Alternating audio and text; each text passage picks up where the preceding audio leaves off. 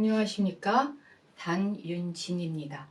오늘은 그 율곡의 국가개혁론 네 번째 시간이 되겠습니다. 계속 말씀드리지만 이 율곡의 국가개혁론은 율곡의 그 만원봉사 여기 나와 있는 내용입니다. 만원봉사에 있는 내용을 제가 발췌해서 계속 강의를 드리고 있는데 앞부분은 제가 지난번에도 말씀드렸지만 이 강의한 내용이 있습니다. 다른 동영상에서 혹시 관심이 있으신 분들은 거기를 한번 찾아보시면은 만원봉사에 대한 전체적인 그런 이야기와 또 만원봉사에 대한 그 대부분의 이야기를 아주 개략적으로 제가 설명했습니다. 오늘은 그 중간부터 뚝 띄어서 이제 하고 있는데 오늘은 어쨌든 그 네 번째 시간으로 실질적인 노력이 없음에 대해서 맺는 말 그거에 대해서 강의를 하도록 하겠습니다. 그러니까 그 실질적인 노력이 없다는 거, 실공이 없음을 지금 율곡은 7개로 이야기하고 있어요. 7개로 이야기하였는데 이 마지막으로 이것이 무슨 말이냐 라는 것을 종합적으로 다시 한번 이야기하고 있습니다. 예, 그러면은 하나하나 들어가도록 하겠습니다. 무릇 7가지 우려는 지금 세상의 깊은 고질병입니다. 그래가지고 뭐 7가지 실질적인 노력이 없음에 대해서 지금 하나하나 이야기를 했는데 그 7가지가 무엇인가 제가 다시 한번 말씀을 드리겠습니다. 첫 번째, 상하가 서로 믿는 실질적인 노력이 없다. 두 번째, 맡은 일에 실질적인 노력이 없다. 세 번째, 경연에서 성취되는 실질적인 노력이 없다. 네 번째, 현인들을 등용하는 실질적인 노력이 없다. 다섯 번째, 제의에 대응하는 실질적인 노력이 없다. 여섯 번째, 여러 정책에서 백성을 구제하는 실질적인 노력이 없다. 일곱 번째, 인심에서 선을 지향하는 실질적인 노력이 없다. 요 7가지가 가장 그 문제가 되고 우려가 된다라고 율곡 선생님이 계속 말씀을 하시죠. 근데 요거에 대해서 이제 이야기를 하고 있습니다. 일단 그 7가지 고질병, 아까 7가지 조금 전에 말씀드렸죠. 이거에 대해서 이제 이야기를 하기를 왜 이런가, 이런 일이 왜 일어나는가. 이제 국가의 기강이 무너지고 민생의 공경에 빠진 것은 오로지 이것들이 원인입니다. 아까 제가 말씀드린 7가지 그 실질적인 원인이 없는 것들, 그것 때문에 이제 국가 기강도 무너지고 민생도 공경에 빠지고 그런다는 이야기죠. 그래서 이 7가지 우려를 제거하지 않으면 비록 전하께서 위에서 아무리 성심을 수고롭게 하시고 아래 맑은 논의를 진행한다 하더라도 나라를 보전하고 백성을 편안하게 하는 효과가 없을 것입니다. 라고 이야기해요. 그러면서 이제 옛날부터 임금이 덕을 잃어서 스스로 패망을 초래하는 경우는 이치상 항상 그러했습니다. 그렇지만 오늘날 전하께서는 무슨 덕을 이루시게 나라의 형세가 이와 같이 위태롭게 되었단 말입니까? 라고 또 율곡이 슬쩍 선조를 띄우는 듯 하면서 걱정을 하죠. 여기 이제 계속 이야기하기를 이제 그러다 이제 본인 이야기를 합니다. 본인 자기가 저는 잘못이 많고 재주는 적어 전하를 제대로 보필하지 못한 점을 누구보다도 잘 알고 있습니다. 본인이 스스로 이제 자기 반성을 합니다. 재주도 적고 잘못도 많고 그래서 전하를 제대로 보필하지 못했는데 그 사실을 저도 압니다. 그렇지만 비록 그러하지만 말하기 쑥스럽지만 참된 정성만은 보통 사람보다 뒤지지 않습니다.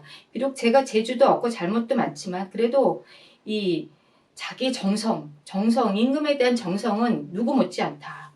이것을 알아주시기 바랍니다 하면서 슬쩍 또 자기 얘기를 해요.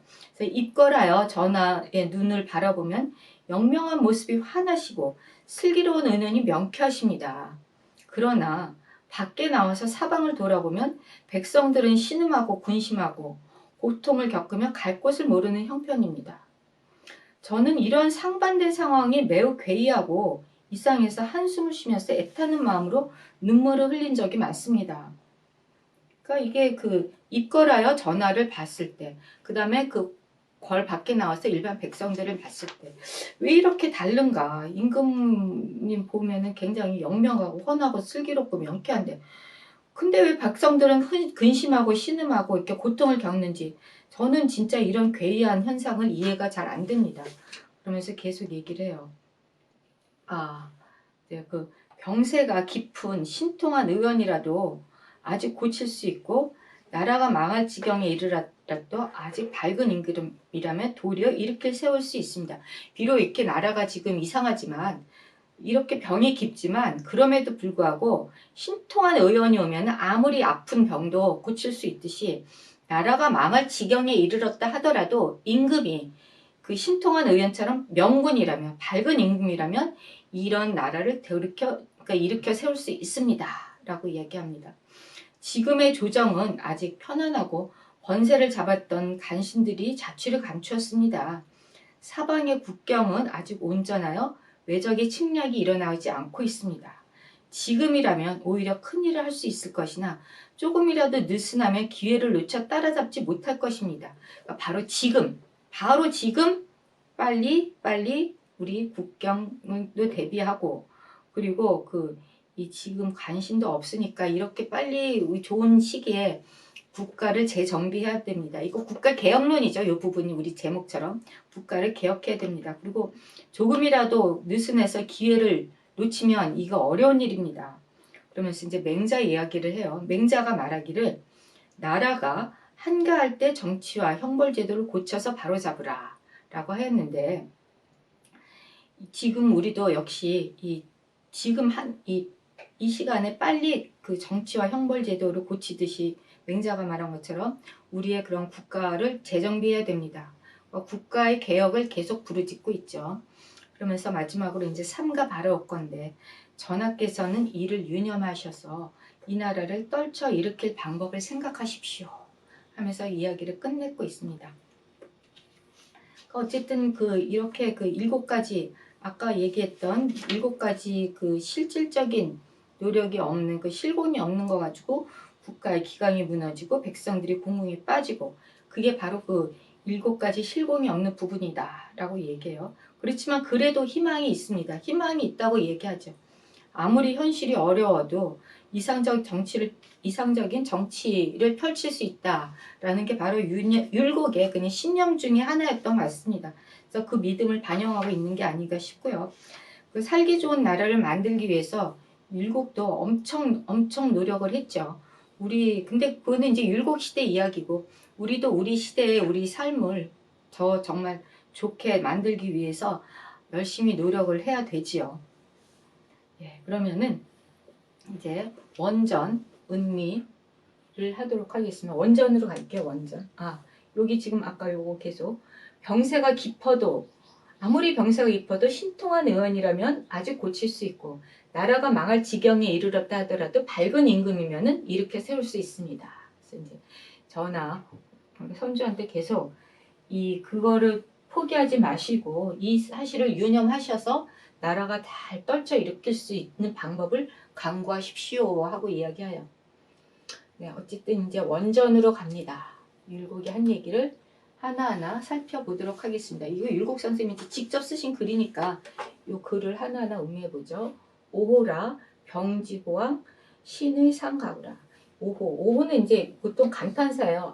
슬프다 뭐 이럴 때 우 이런 감탄사를 쓰듯이 오호 하면서 이제 병지고황 병이 이제 이르렀어요. 어디 고황에 이르렀는데 고황은 이제 심장과 횡격막 사이에 있는 이 사이라고 그래요. 그래가지고 이제 사실 이게 약효가 잘 미치지 못해가지고 굉장히 그러니까 병이 고치기 힘든 그런 상태인 거죠. 그러니까 병이 지금 이렇게 고치기 힘든 상태에 이르렀습니다. 그렇지만 그렇다고 하더라도 신의, 그러니까 귀신같이 병을 잘 고치는 그 신의가 있다면은 오히려 그것을 구할 수 있습니다. 신의 상가구라.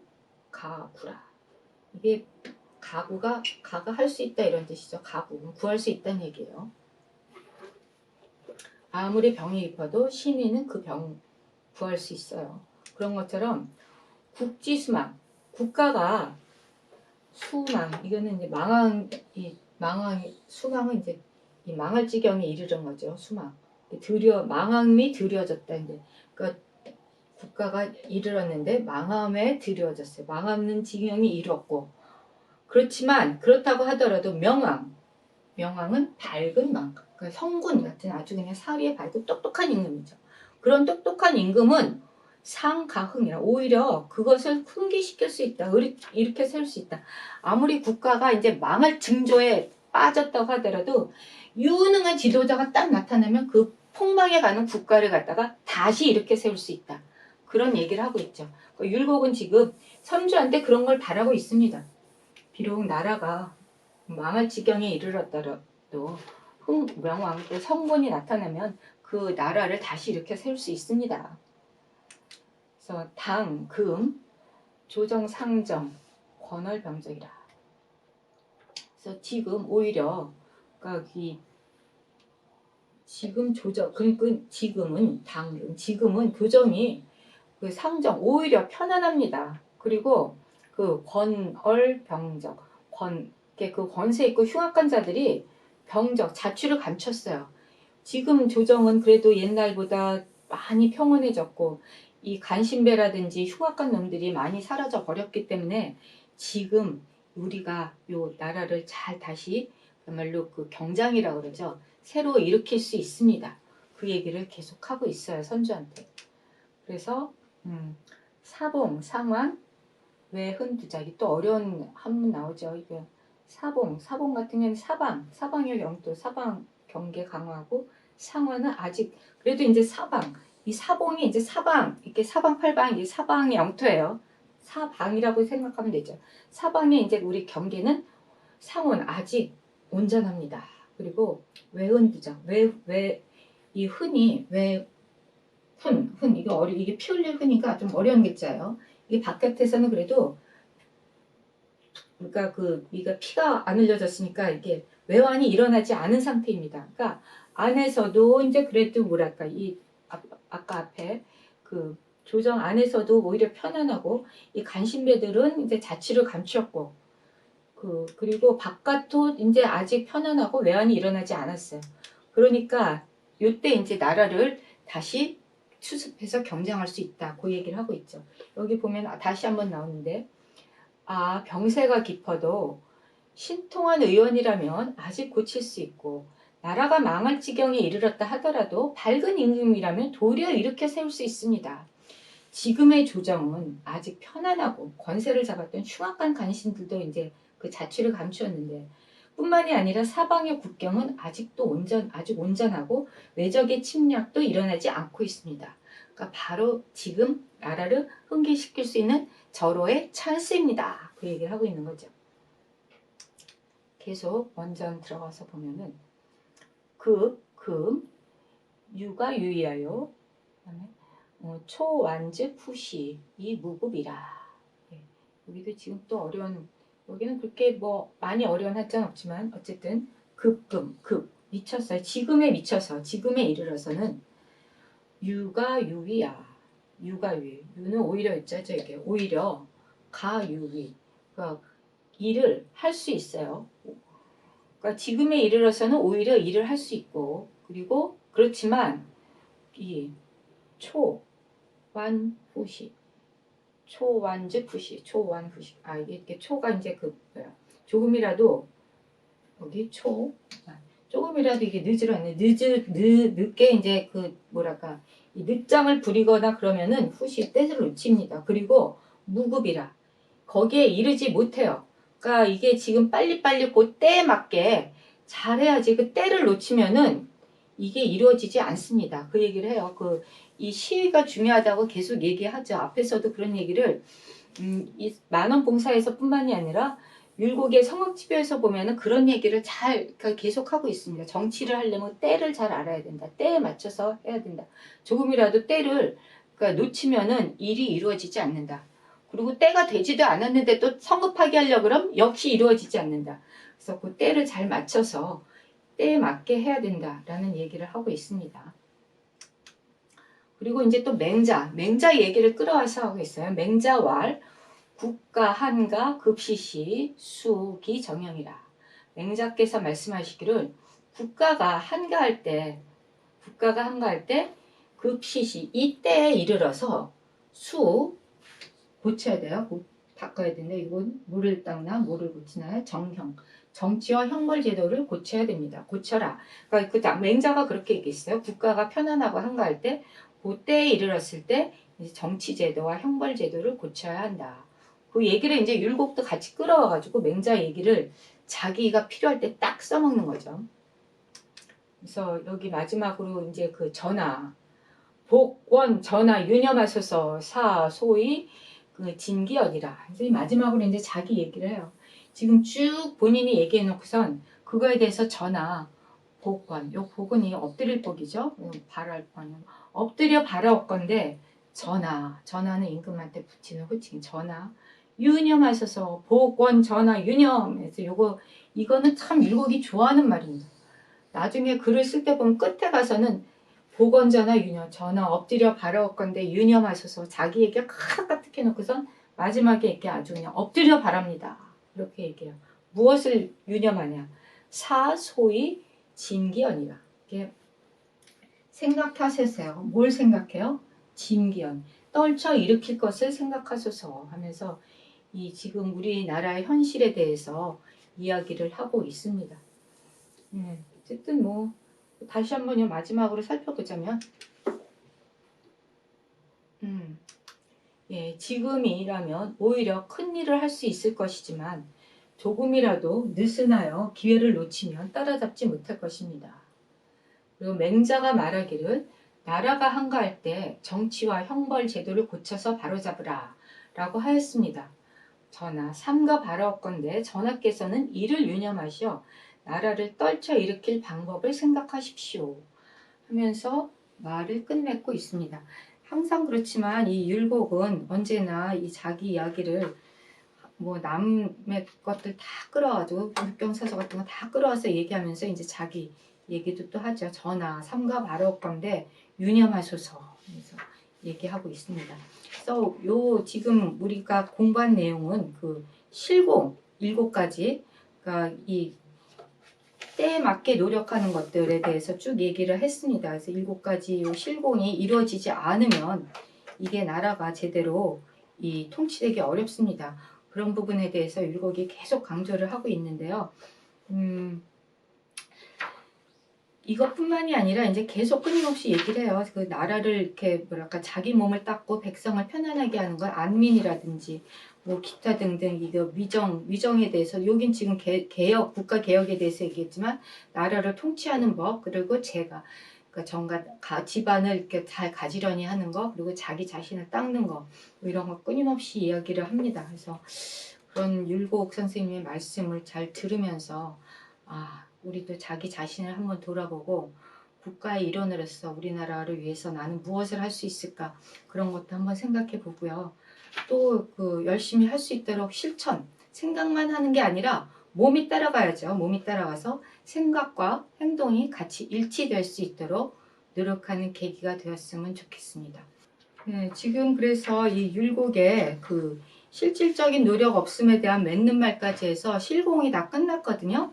그 율곡의 만원봉사에 대해서 제가 조금 더 언급을 해서면 사실 만원봉사는 1574년도에 그 선주한테 올린 글입니다. 그래가지고 이거 사실은 만원봉사 같은 경우는 임금만 볼 수 있도록 밀봉해서 올린 상소문이에요.